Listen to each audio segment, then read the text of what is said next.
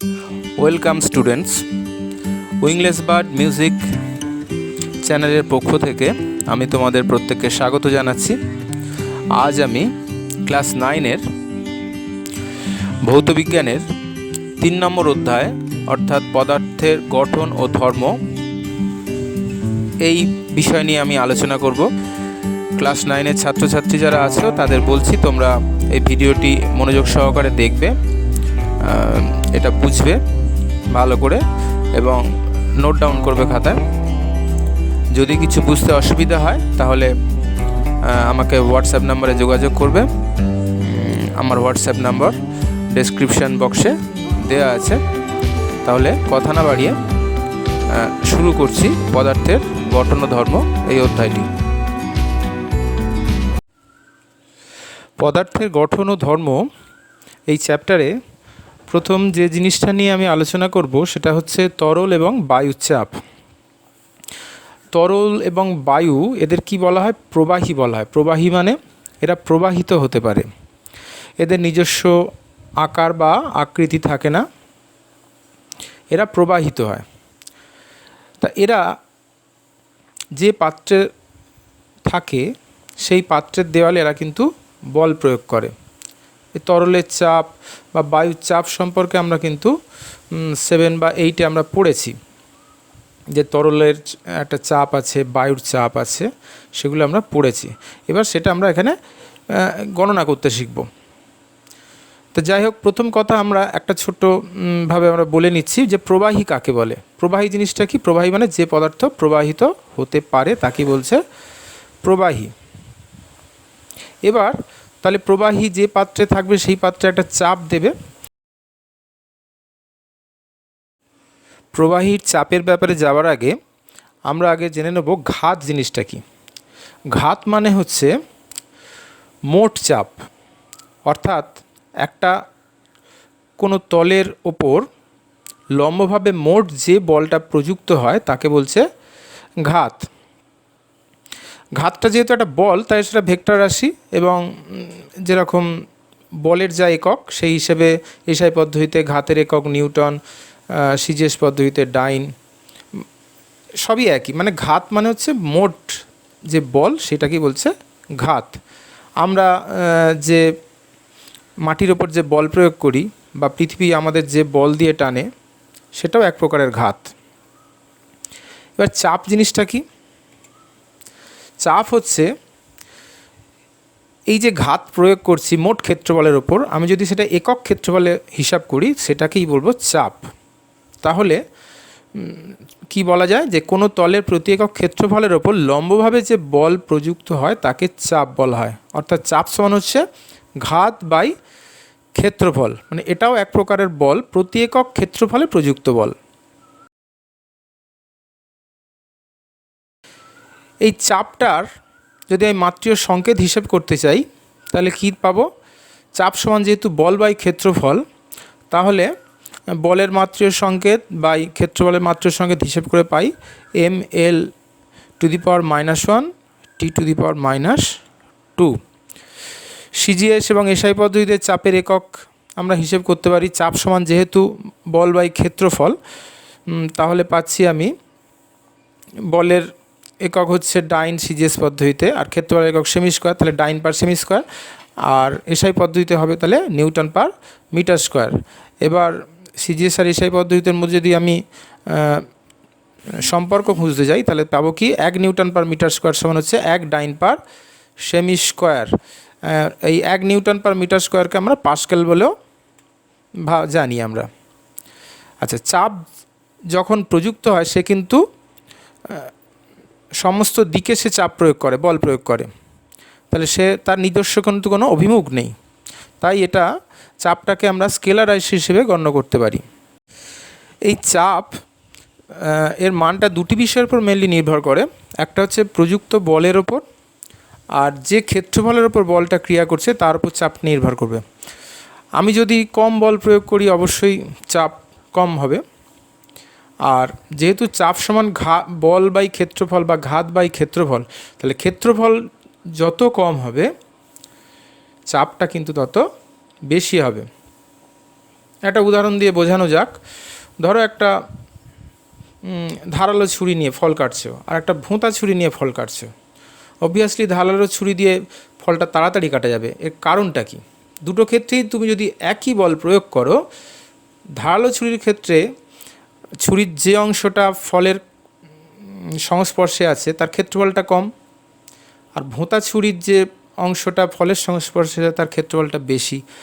যেহেতু ধারালো ছুরির ক্ষেত্রে ক্ষেত্রফলের পরিমাণটা কম, ফলে একই বল প্রয়োগে ও ক্ষেত্রে চাপটা বেশি লাগছে, যার ফলে তাড়াতাড়ি ফলটা কেটে যাচ্ছে। এইভাবে আরও তুমি উদাহরণ পেতে পারো।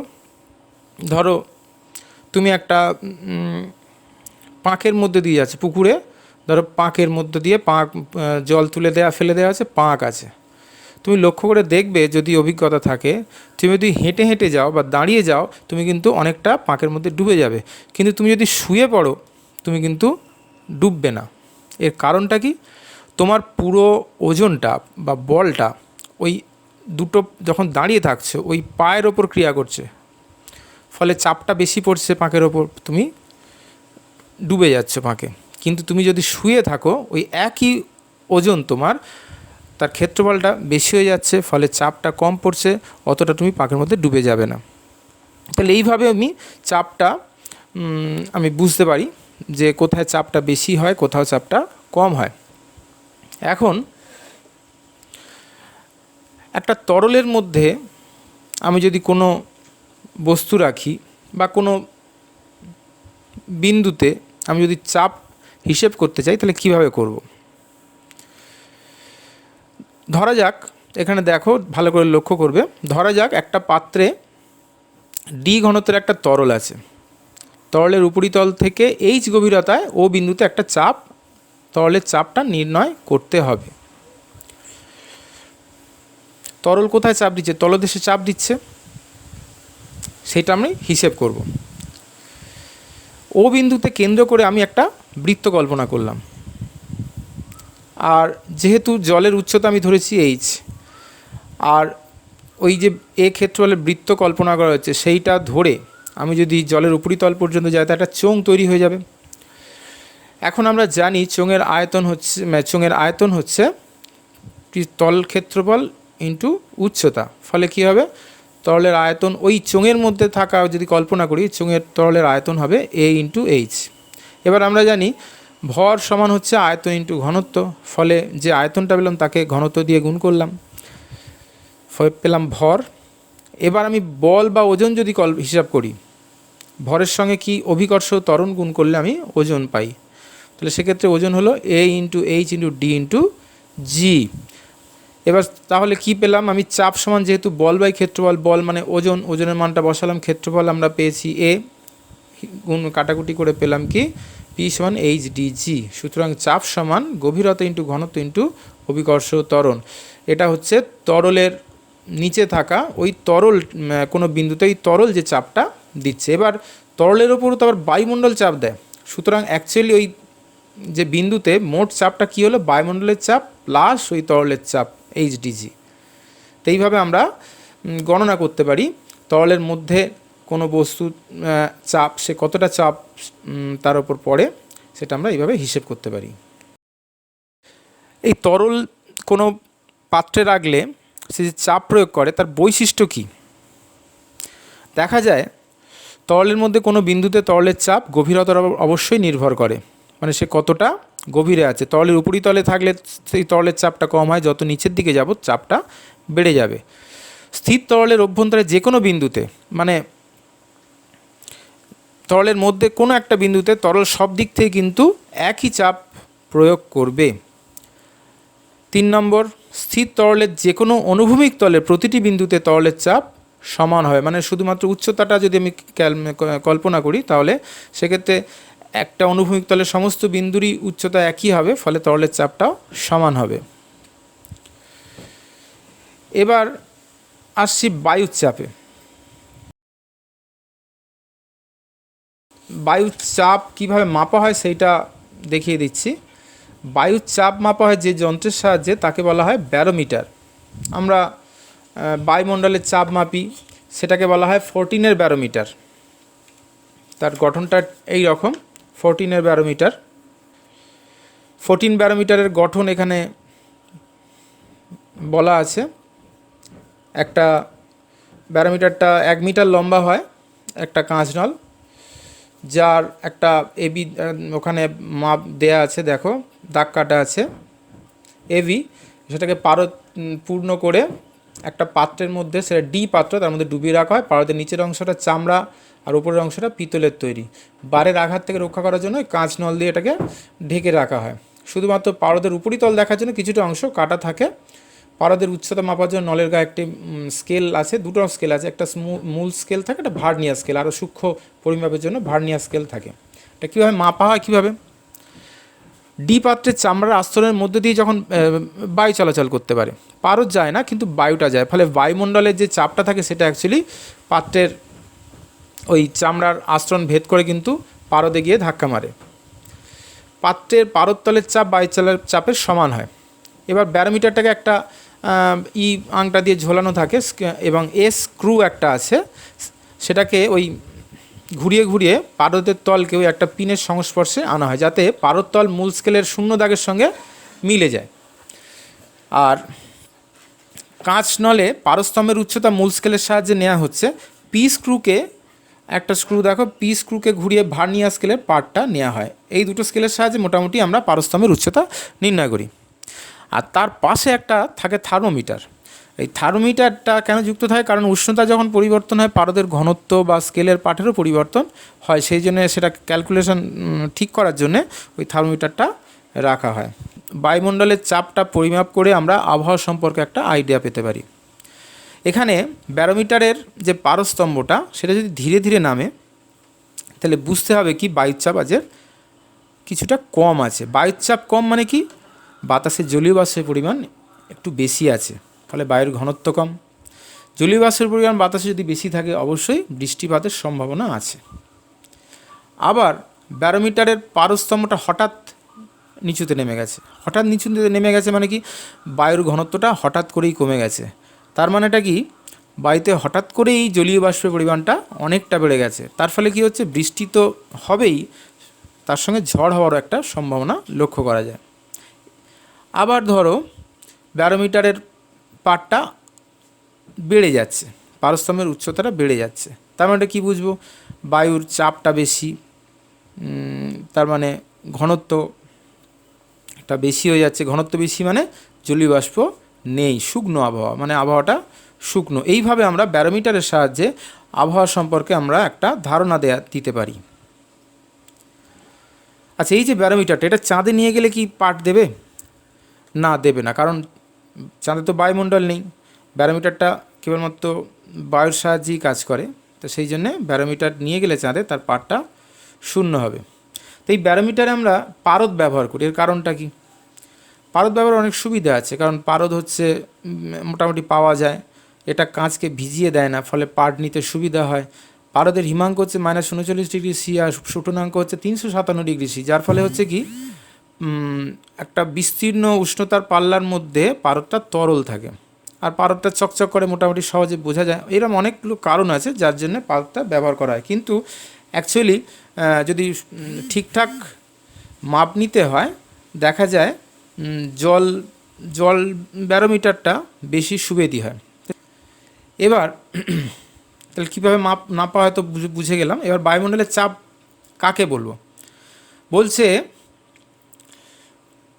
বায়ুর মধ্যে কোনো একটা নির্দিষ্ট স্থানে একটা যদি বিন্দু কল্পনা করি, সেই বিন্দুর চারিদিকে একক ক্ষেত্রবলের ওপর বায়ুমণ্ডল তার ওজনের জন্য লম্বভাবে যে বল প্রয়োগ করে, তাকে ওই স্থানের বায়ুমণ্ডলীয় চাপ বলে। বায়ুর মধ্যে অবশ্য গ্যাস আছে, সেই গ্যাসের একটা ভর আছে, তার ফলে সেহেতু একটা তার চাপ দিতে পারে, তার একটা বল আছে। তা সে লম্বভাবে যে বলটা প্রয়োগ করছে চারিদিকে, সেটাই হচ্ছে বায়ুমণ্ডলীয় চাপ। এবার যেহেতু সারা পৃথিবীর সব জায়গায় বায়ুর চাপ সমান হবে না, কোথাও ঘনত্ব বেশি, কোথাও ঘনত্ব কম, বায়ুমণ্ডলীয় চাপের মান সব জায়গায় ঠিক থাকবে না, তাই সেই কারণে সারা পৃথিবীতে একটা নির্দিষ্ট বায়ুমণ্ডলীয় চাপ ঠিক করা হয়েছে, যেটা বলছে প্রমাণ বায়ুমণ্ডলীয় চাপ। সেটা সারা পৃথিবীতে মেনে চলা হয়। সেই প্রমাণ বায়ুমণ্ডলীয় চাপটা কি বলছে? সমুদ্রপৃষ্ঠে 45 ডিগ্রি অক্ষাংশে 0 ডিগ্রি সি উষ্ণতায় 76 সেমি একটা পারস্তম্ভের যে চাপ, সেটাই হচ্ছে প্রমাণ বায়ুমণ্ডলীয় চাপ। এই চাপটা সবাই মোটামুটি মেনে চলে। এটা হিসেবটা কি না, চাপের হিসেবে আমরা শিখেছি পি সমান এইচ ইন্টু ডি ইন্টু জি। ওটা ছিল তরলের মধ্যে কোনো চাপ একটা গণনা করা হয়েছিল। আমরা তরলের মধ্যে কোনো বিন্দুতে, আমরা কি বায়ুর মধ্যে ডুবে আছি, তাহলে সেই হিসেবে বায়ুর মধ্যে কোনো একটা বিন্দুতে চাপটা আমি হিসেব করবো কী করে, পি সমান এইচ ইন্টু ডি ইন্টু জি। তাহলে এইচ হচ্ছে 76 সেমি, ডি মানে পারদের ঘনত্ব 13.596, আর জি হচ্ছে 980 অভিকর্ষীয় ত্বরণ। সব মিলে হিসেব করে কী পাওয়া গেল, 1.01325 × 10⁶ ডাইন পার সেমি স্কোয়ার। এইটা হচ্ছে প্রমাণ বায়ুমণ্ডলীয় চাপের মান, এটা মাথায় রাখবে। এছাড়া বায়ুমণ্ডলের চাপ মাপার আরও দুটো একক আছে, একটা হচ্ছে বার, একটা হচ্ছে টর। এক বার মানে হচ্ছে 10⁶ ডাইন পার সেমি স্কোয়ার। সেক্ষেত্রে আমার 1 ATM মানে 1 বায়ুমণ্ডলের চাপ সমান হচ্ছে 1.01325 বার, আর টরের হিসেবে হচ্ছে 1 ATM সমান 760 টর।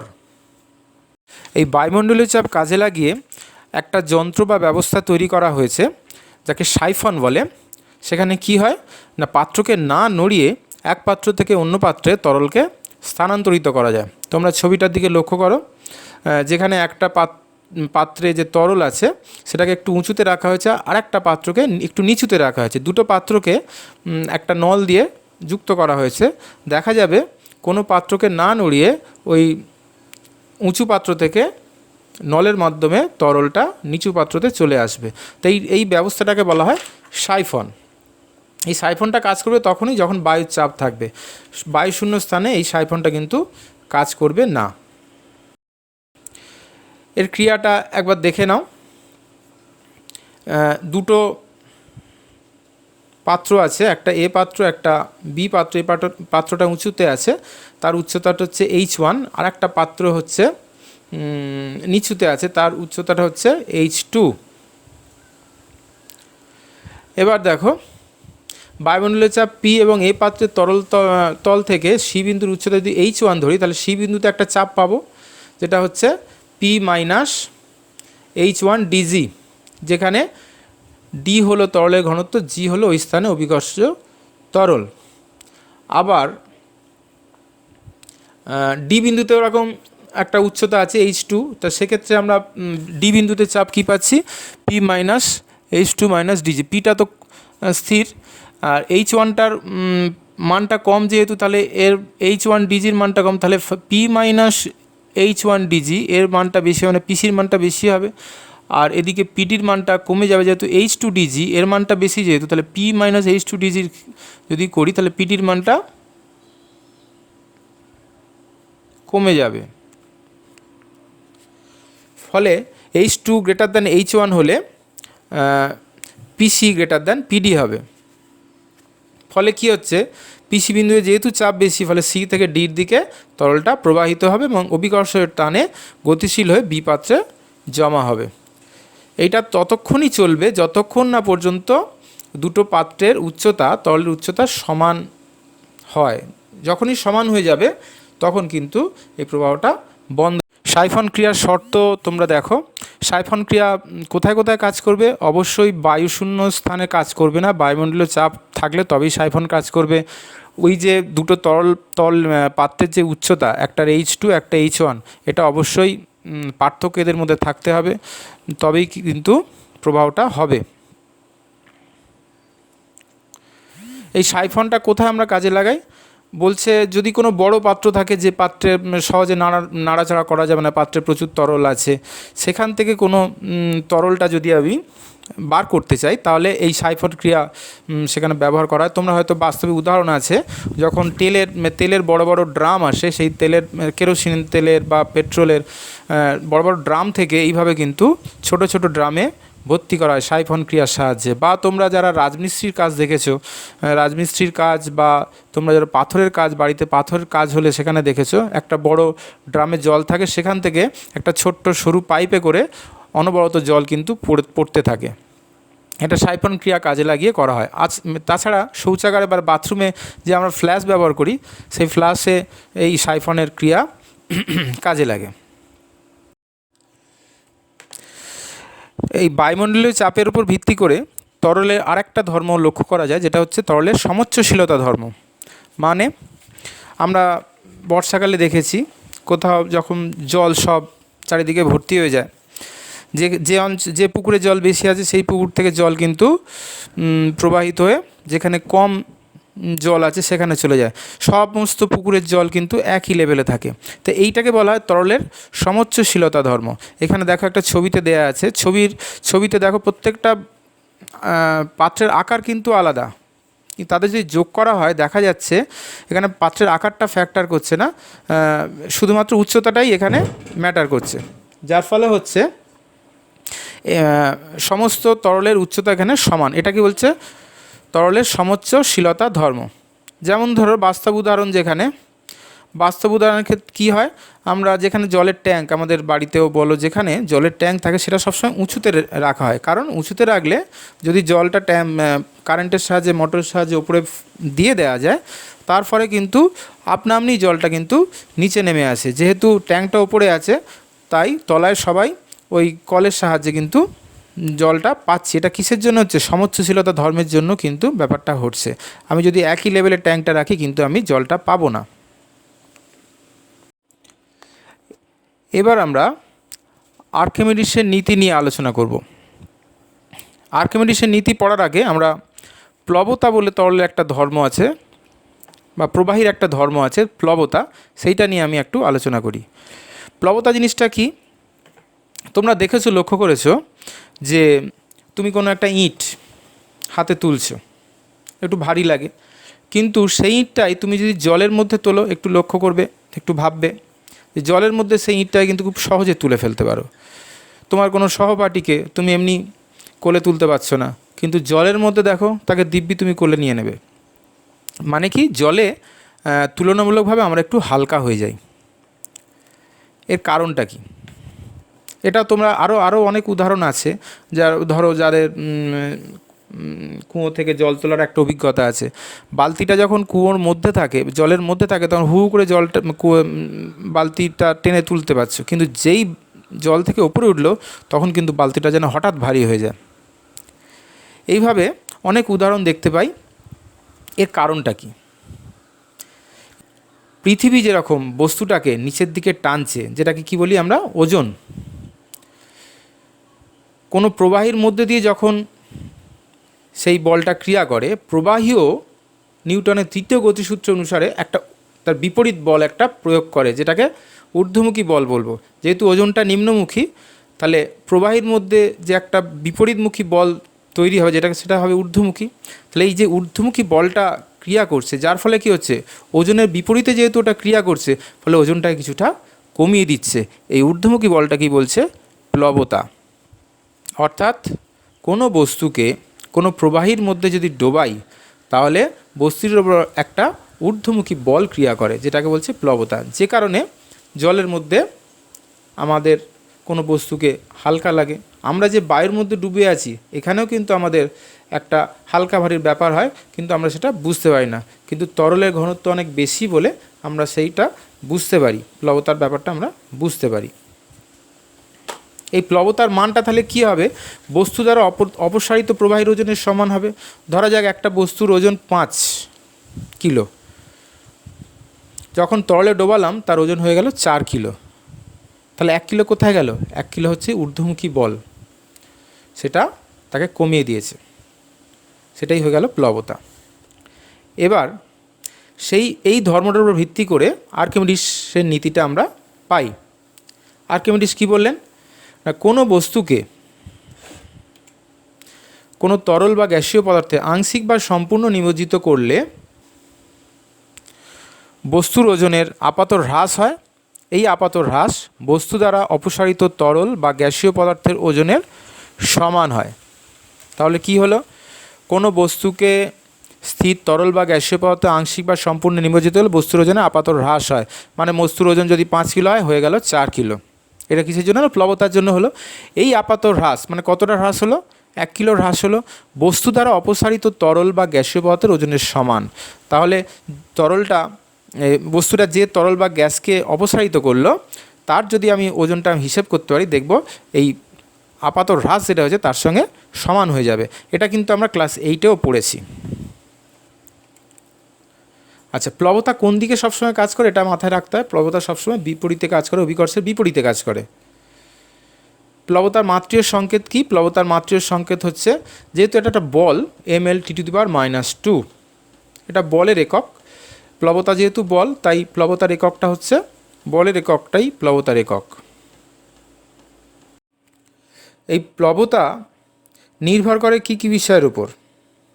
এই প্লবতা দেখা যাচ্ছে 3টি বিষয়ের উপর নির্ভর করে। একটা হচ্ছে বস্তুর আয়তন, বস্তুর যে তরলের মধ্যে ডোবানো হবে বস্তুটাকে, তরল বা গ্যাসীয় যে প্রবাহীর মধ্যে ডোবানো হবে তার ঘনত্বের ওপর, আর ওই স্থানের অভিকর্ষজ ত্বরণের ওপর। 3টে ক্ষেত্রেই দেখা যায় এটা সমানুপাতিক হয়, অর্থাৎ বস্তুর আয়তন যত বাড়ে প্লবতাও তত বাড়ে। নিমজ্জিত যে তরলটা নেওয়া হচ্ছে তার ঘনত্ব যত বেশি হয় প্লবতাও তত বেশি হয়, এবং অভিকর্ষ ত্বরণ বেশি হলে প্লবতা বেশি হবে। সুতরাং সেই হিসেবে প্লবতা রাশিমালা আমি কি পেতে পারি? প্লবতা এফ বি সমান ভি ইন্টু ডি ইন্টু জি। ভি মানে নিমজ্জিত বস্তুর অংশের আয়তন, ডি হলো তরলের বা গ্যাসের ঘনত্ব, আর জি হলো অভিকর্ষ ত্বরণ।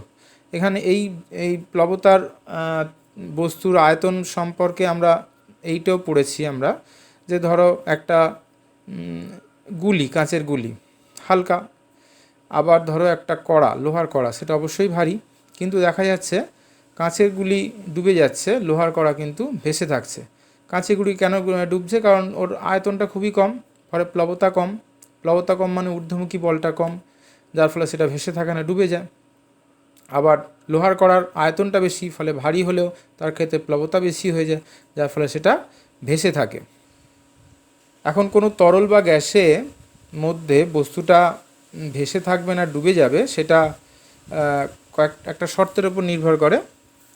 বস্তুর নিজস্ব ওজন যদি W1 হয় আর নিমজ্জিত অবস্থায় প্লবতা যদি W2 হয়, সেক্ষেত্রে যদি বস্তুর ওজন প্লবতার চেয়ে বেশি হয় তাহলে বস্তুটা অবশ্যই ডুবে যাবে। বস্তুর ওজনের হ্রাস ঘটবে অবশ্যই, কিন্তু বস্তুটা ডুবে যাবে।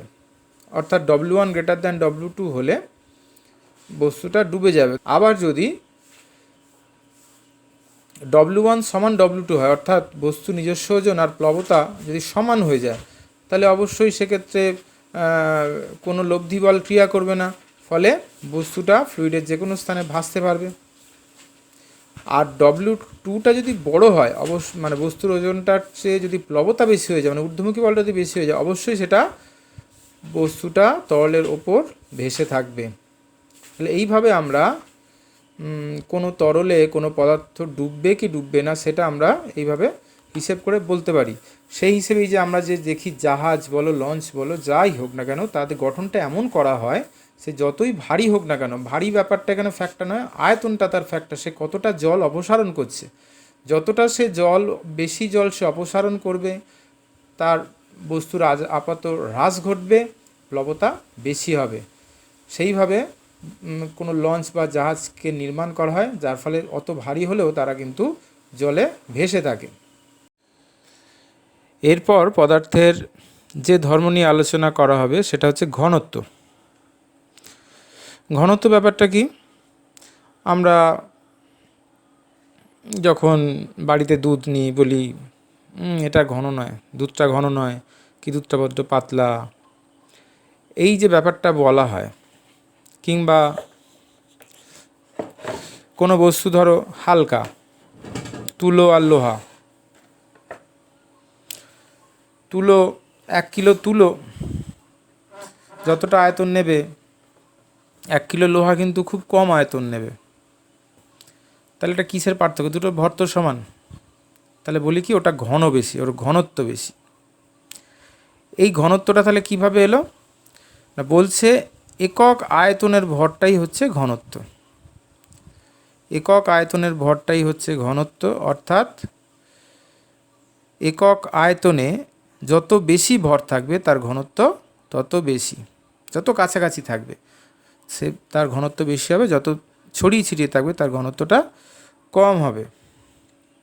তাহলে ঘনত্ব যেহেতু ভর বাই আয়তন, তাহলে ঘনত্বের একক কি হবে? ঘনত্বের একক হবে, ভরের একক হচ্ছে গ্রাম আর আয়তনের একক হচ্ছে ঘন সেমি এই সিজিএস পদ্ধতিতে। তাহলে গ্রাম পার সেমি কিউব, আর এসআই পদ্ধতিতে হয়ে যাবে কেজি পার মিটার কিউব। পদার্থের ঘনত্ব উষ্ণতার উপর নির্ভর করে। যেহেতু ঘনত্ব সমান ভর বাই আয়তন, যেহেতু আয়তনটা উষ্ণতার উপর নির্ভর করে, অবশ্যই ঘনত্বটাও উষ্ণতার উপর নির্ভর করবে। তরলের মধ্যে জলের ঘনত্ব মোটামুটি সবচেয়ে বেশি, অবশ্য পারদের ঘনত্ব তার থেকেও বেশি, কিন্তু পারদ ধাতু যেহেতু তার ঘনত্ব বেশি হবে। সাধারণভাবে যে সমস্ত তরল আছে তাদের মধ্যে জলের ঘনত্ব সবচেয়ে বেশি, এবং 4 ডিগ্রি সেন্টিগ্রেড উষ্ণতায় দেখা যায় জলের ঘনত্ব হয় 1 গ্রাম পার সিসি। এই জলের ঘনত্বকে কাজে লাগিয়ে আমরা অন্যান্য পদার্থের আপেক্ষিক গুরুত্ব বা আপেক্ষিক ঘনত্ব নির্ণয় করতে পারি। মানে একটা পদার্থ কতটা ভারী বা কতটা হালকা সেটা আমরা জলের সাহায্যে আমরা সেটা তুলনা করতে পারি, সেটাই হয়ে যাবে আপেক্ষিক গুরুত্ব। যেমন সংজ্ঞাটা বলে নিয়ে আগে, আপেক্ষিক গুরুত্ব কাকে বলে? কোনো বস্তুর ভর আর 4 ডিগ্রি সেন্টিগ্রেড উষ্ণতার সমায়তন জলের ভরের অনুপাতটাই হচ্ছে ওই বস্তুর উপাদানের আপেক্ষিক গুরুত্ব। তার মানে এটা একটা তুলনা হচ্ছে যে জলের তুলনায় এটা এত গুণ ভারী, জলের তুলনায় জলটা 4 ডিগ্রি সেন্টিগ্রেড উষ্ণতায় যেহেতু ওর ঘনত্ব যেহেতু 1 গ্রাম পার সিসি, তাই হিসেবটা সুবিধা হয়। তো সেই জন্যেই ওই জলটাকে 4 ডিগ্রিতে নিয়ে হিসেব করা হয়। আপেক্ষিক গুরুত্ব যেহেতু একটু তুলনা, তাই এর কোনো একক নেই। আর 4 ডিগ্রি সেন্টিগ্রেড উষ্ণতায় যদি জলের আপেক্ষিক গুরুত্ব ধরি সেটা 1 হবে অবশ্যই, কারণ জলের সঙ্গেই জলের তুলনা করলে একই হবে। ধরা যাক সোনার আপেক্ষিক গুরুত্ব 19.3, এর মানেটা কি বুঝবো তাহলে? তো সোনার আপেক্ষিক গুরুত্ব 19.3 বলতে এটাই বোঝাবো না, 1 খণ্ড সোনা সেই আয়তনের জল অপেক্ষা 19.3 গুণ ভারী হবে। এখন এই আপেক্ষিক গুরুত্বের সঙ্গে পদার্থের ঘনত্বের কি সম্পর্ক হবে? আমি যদি ওই পদার্থের যে ভর, বস্তুর যে ভর, সেটা যদি একক আয়তনে নিই তাহলে সেটা কি ঘনত্ব হয়ে যাবে? একক আয়তনে বস্তুর ভর বা একক আয়তনে জলের ভর যদি হিসেব করি তাহলে সেগুলো ঘনত্ব হয়ে যাবে। তাহলে আপেক্ষিক গুরুত্ব সমান আমি লিখতে পারি পদার্থের ঘনত্ব বাই 4 ডিগ্রি সেন্টিগ্রেড উষ্ণতায় বিশুদ্ধ জলের ঘনত্ব, যদি আমি একক আয়তনে ধরি। এখন সিজিএস পদ্ধতিতে যদি আমি হিসাব করি 4 ডিগ্রি সেন্টিগ্রেড উষ্ণতায় জলের ঘনত্ব কিন্তু 1 গ্রাম পার সিসি। সেই কারণে সিজিএস পদ্ধতিতে কি হবে?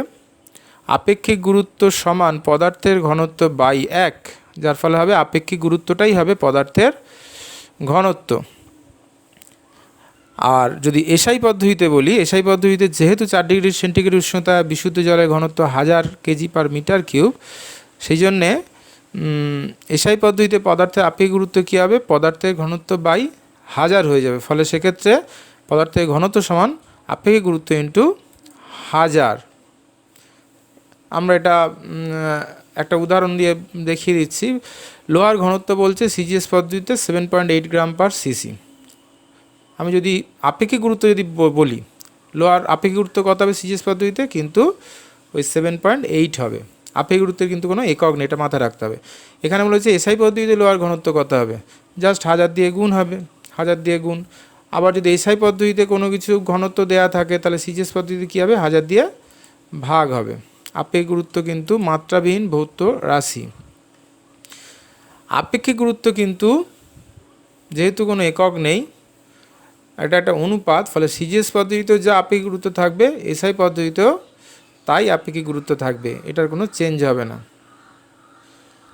আপেক্ষিক গুরুত্বের মধ্যে আর ঘনত্বের মধ্যে একটা পার্থক্য আমরা দিয়ে দিয়েছি, এটা দেখে নেবে তোমরা। দেখো, আপেক্ষিক গুরুত্ব হচ্ছে একটা অনুপাত, আর একক আয়তনের ভর কী বলছে? ঘনত্ব। এটা যেহেতু একটা অনুপাত তাই কোনো একক নেই, ঘনত্বের একক আছে। পরিমাপের যে কোনো পদ্ধতিতে আপেক্ষিক গুরুত্বের মান একই হবে, কিন্তু ঘনত্ব কিন্তু আলাদা হয়ে যাবে। আপেক্ষিক গুরুত্ব মাত্রাবিহীন রাশি, ঘনত্বের মাত্রা আছে। আমরা এতক্ষণ যে যে বিষয় নিয়ে আলোচনা করলাম, 1 নম্বর হচ্ছে তরল ও বায়ুর চাপ। সেখানে আমরা যে যে সূত্রগুলো পেয়েছি তরল আর বায়ুর চাপ নির্ণয় করার, সেটা আমরা দেখে নেব। আর আমরা পেলাম আর্কিমিডিসের নীতি, আর পেলাম আমরা ঘনত্ব। এই সমস্ত নিয়ে যে আলোচনাটা হলো সেগুলো তোমরা ভালো করে পড়বে। কিছু গাণিতিক উদাহরণ এখানে দিয়ে দিয়েছি, এরপরেও যখন অনুশীলনী যখন আলোচনা হবে তখন সেগুলো আবার বলে দেওয়া হবে। তোমরা এই পর্যন্ত ভালো করে পড়ো, বোঝো। যদি প্রবলেম হয় হোয়াটসঅ্যাপে আমার সঙ্গে যোগাযোগ করবে, আমি অবশ্যই তোমাদের উত্তর দেব। আমি এই চ্যাপ্টারের যে পরবর্তী যে বিষয়গুলো আছে সেগুলো এর কয়েকদিন পরেই আরেকটি ভিডিও আমি আপলোড করব। ততদিন পর্যন্ত তোমরা এই ভিডিওটা ভালো করে দেখো, ঘরে থাকো, সুস্থ থাকো। ধন্যবাদ।